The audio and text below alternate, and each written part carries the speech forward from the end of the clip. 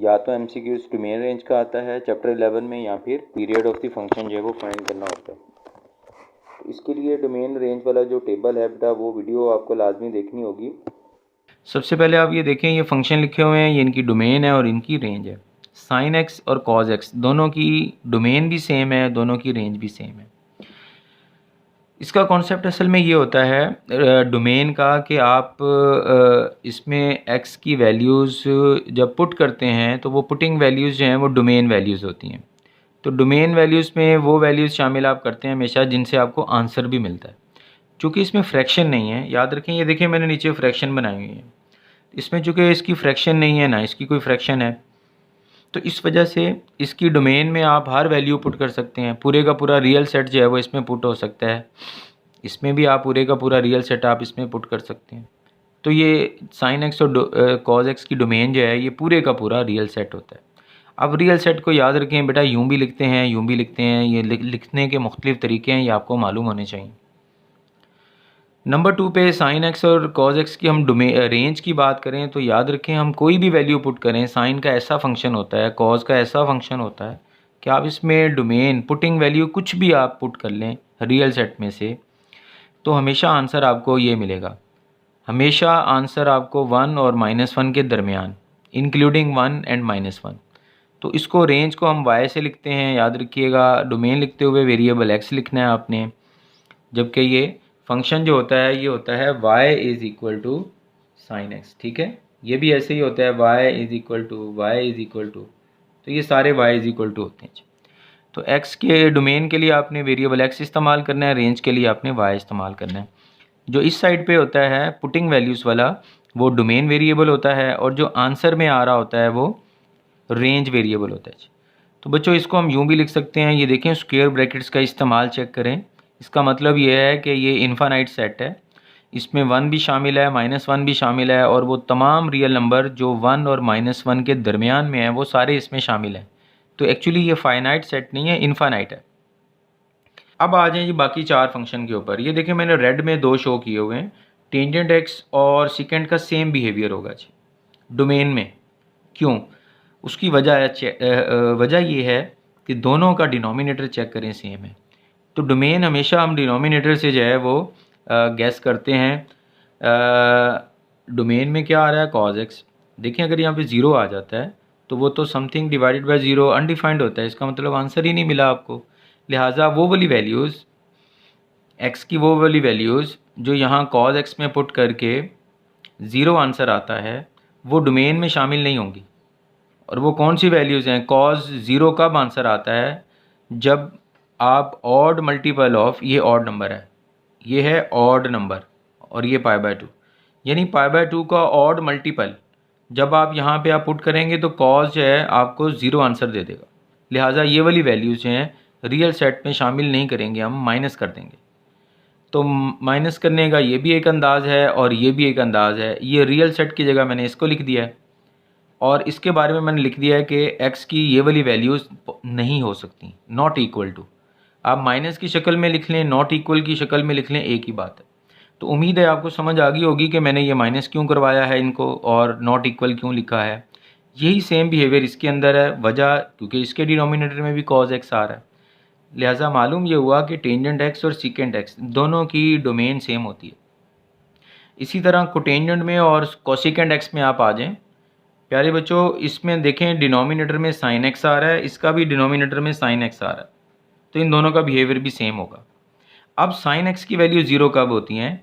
जब हम एक्स की जगह पे पाई के मल्टीपल पुट करते हैं, पाई, 2 पाई, 3 पाई, तो साइन वाला फंक्शन आपको 0 आंसर दे देगा। इस तरह ये अनडिफाइंड आंसर आ जाएगा। लिहाजा ये वाली वैल्यूज़ जो हैं n पाई वाली, ये हम रियल सेट में से माइनस कर देंगे डोमेन लिखते हुए। तो फिर वही बात, r को आप यूँ भी लिख सकते हैं, और ये माइनस लिखने की बजाय नॉट इक्वल भी आप लिख सकते हैं। तो ये समझ में आ गई होगी सारी स्टोरी आपको। तो कोटेंजेंट और कोसिकेंट दोनों की आप देख सकते हैं डोमेन जो है वो सेम है। अब बच्चों हम रेंज की तरफ आ जाते हैं। ये ज़रा गौर कीजिएगा, टेंजेंट और कोटेंजेंट दोनों की रेंज सेम है, और दोनों की रेंज पूरे का पूरा रियल सेट होता है, ये आपने याद रखना है। सीकेंट और कोसिकेंट की रेंज सेम आ रही है। इसकी सीकेंट की रेंज क्या होती है? जब भी आप सीकेंट के फंक्शन में कोई भी वैल्यू पुट करें सिवाय इनके, बाकी रियल सेट में से कोई भी वैल्यू पुट करें तो आपको आंसर हमेशा 1 या 1 से ज़्यादा मिलेगा, या आंसर आपका -1 और -1 से लेस होगा। ये हमेशा रेंज होती है जी, सीकेंड के फंक्शन की और कोसिकेंड की। अब ये जो चीज़ लिखी हुई है बेटा, आप इसको यूँ भी लिख सकते हैं। ये देखें इधर 1 इसमें शामिल है, स्क्वायर ब्रैकेट का मतलब कि ये वाला नंबर इसमें सेट में इंक्लूड है, और 1 से तमाम बड़ी वैल्यूज़, ये देखें ओपन सेट है ये, इसका मतलब up to so on positive infinity तक। यूनियन इकट्ठा कर रहा हूँ, ये वाली वैल्यूज़ और ये वाली वैल्यूज़ को इकट्ठा करने के लिए यूनियन इस्तेमाल होगा। इसमें -1 शामिल होगा और -1 से तमाम छोटी वैल्यूज़, ये देखें माइनस इन्फिनिटी की तरफ स्मॉल वैल्यूज़ ओपन सेट है, तो ये इसकी रेंज होगी सीकेंड की और कोसिकेंड की, दोनों बिल्कुल सेम लिखी हुई हैं। उम्मीद है आपको ये सारा क्लियर हो गया होगा। डोमेन क्या है वो आपने याद रखनी है बेटा।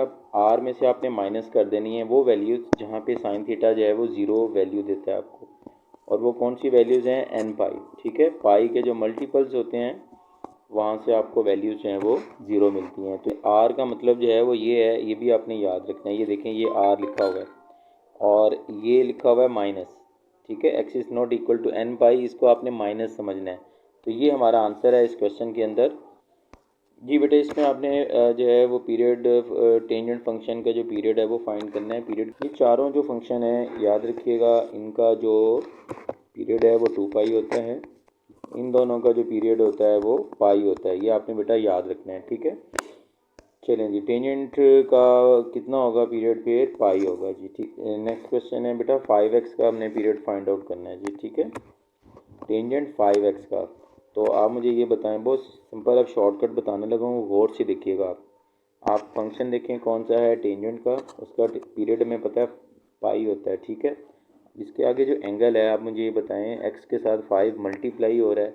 अगर मल्टीप्लाई हो रहा है तो आपने यहाँ डिवाइड कर देना है, अगर यहाँ पे डिवाइड हो रहा होगा तो आपने यहाँ पे मल्टीप्लाई कर देना है। ठीक है, तो हमारा यहाँ पे क्योंकि 5 मल्टीप्लाई हो रहा है तो हम पाई से जब डिवाइड करेंगे तो ये हमारा आंसर होगा। तो मैंने आपको शॉर्टकट बता दिया है, मुफ्त के नंबर हैं, ये आपके ज़ाया नहीं होने चाहिए इंशाल्लाह। रेंज हमने बतानी है जी सीकेंड की, तो वो टेबल आपने अच्छी तरह स्टडी किया है, वहाँ से आपको अंदाज़ा होना चाहिए रेंज जो होती है सीकेंड एक्स की वो ये होती है Y is greater than equal to 1 and Y is less than equal to 1। यूँ भी लिखी हो सकती है, ये देखें 1 and greater than 1 up to so on. ठीक है, यूनियन -1 और माइनस इन्फिनिटी की तरफ up to so on.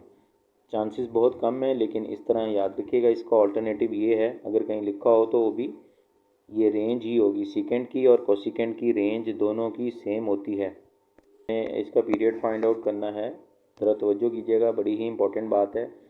Function के बाहर जो नंबर लिखा होता है उसका पीरियड पे कोई इफेक्ट नहीं होता। ठीक है, आपने सिर्फ एंगल को देखना है जी। जी देखें जी, फंक्शन कौन सा है, कॉस। कॉस का हमें पता है पीरियड जो है वो 2 पाई होता है, 2 पाई लिख लें। ठीक है, अब यहाँ पे आप गौर कीजिएगा कि 5x को डिवाइड कर रहा है, अगर डिवाइड कर रहा है तो यहाँ पे आपने 5 को मल्टीप्लाई कर देना है। अगर यहाँ पे कोई मल्टीप्लाई हो रहा होगा तो आप यहाँ पे डिवाइड कर देंगे। ठीक है जी, तो बहुत ही आसान बात है ये।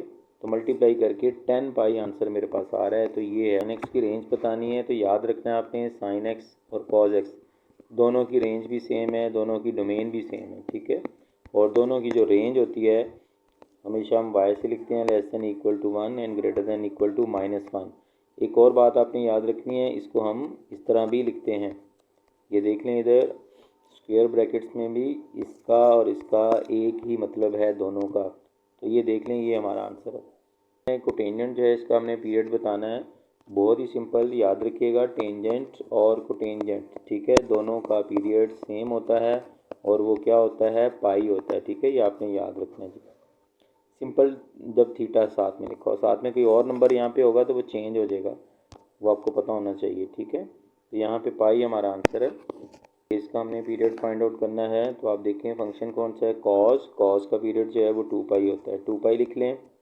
अब एक्स के साथ देखें डिवाइड हो रहा है 2, तो आपने यहाँ पे 2 से मल्टीप्लाई कर देना है, तो कितना आंसर आ रहा है, 4 पाई। ये हमारा आंसर है, बहुत ही आसान। हमने पीरियड फाइंड आउट करना है, बाहर वाला नंबर पीरियड पे कोई इफेक्ट नहीं करता, ये जो कांस्टेंट नंबर होता है जो फंक्शन से पहले होता है, तो आपने सिर्फ एंगल के साथ जो नंबर होता है उसको देखना होता है। ठीक है, तो फंक्शन कौन सा है, साइन। साइन का पीरियड हमें पता है वो 2 पाई होता है।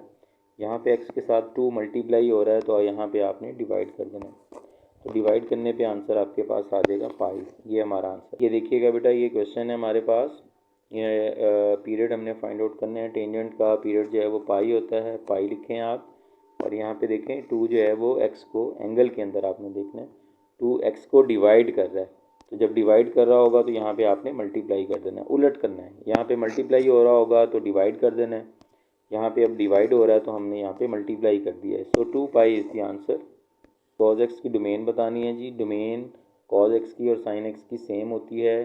डोमेन आर होती है जी दोनों की, कॉज की भी और साइन की जो डोमेन है वो आर होती है। तो यहाँ पे आपको रियल सेट नज़र आ रहा होगा, लेकिन एक बात की आपने एहतियात करनी है। ये अभी फिल वक्त तो ये हमारा आंसर है, लेकिन आर जो है इसको लिखने के 2 तरीके और हैं। वो एक तरीका ये वाला है, ये देखें, नेगेटिव इन्फिनिटी पॉजिटिव इन्फिनिटी को इस तरह आपने पैरेंथेसिस में लिखना है। तो ये भी आर ही होता है, या यूँ भी लिख सकते हैं। ये देखें, less than positive infinity and greater then minus infinity. याद रखें ये भी आर है। तो ये आपने अच्छी तरह ज़हन में चीज़ें रखनी है। क्वेश्चन है टेंजेंट एक्स का पीरियड आपने बताना है। बहुत ही आसान, ये तो इसमें कोई बात ही नहीं है। डिवाइड वाला नंबर कोई इफेक्ट नहीं करता पीरियड को। फंक्शन कौन सा है आपके पास, कॉज है। कॉज का पीरियड जो है वो वैसे 2 पाई होता है, लेकिन आगे एंगल को भी देखें।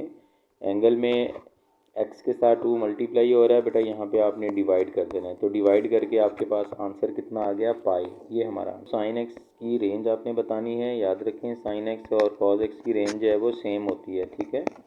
बिल्कुल यहाँ पे बेटा हमें नज़र आ रहा है, ये देखें, ये हमारा आंसर है। आपने पीरियड फाइंड आउट करना है। फंक्शन कौन सा आपके पास, ये बाहर वाला नंबर कोई इफेक्ट नहीं करता, बार बार मैं बता रहा हूँ आपको।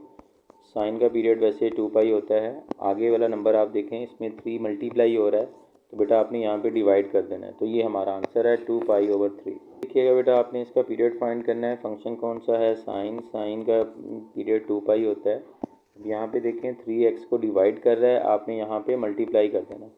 तो मल्टीप्लाई करके आंसर आपके पास बन जाएगा 6 पाई। क्वेश्चन है टेंजेंट x ओवर 7 जो है इसका पीरियड फाइंड करना है। आपको पता है पिछले टेंजेंट का पीरियड जो है वो होता है पाई। अब यहाँ पे 7 जो है वो x को डिवाइड कर रहा है, आप यहाँ पे मल्टीप्लाई करते हैं।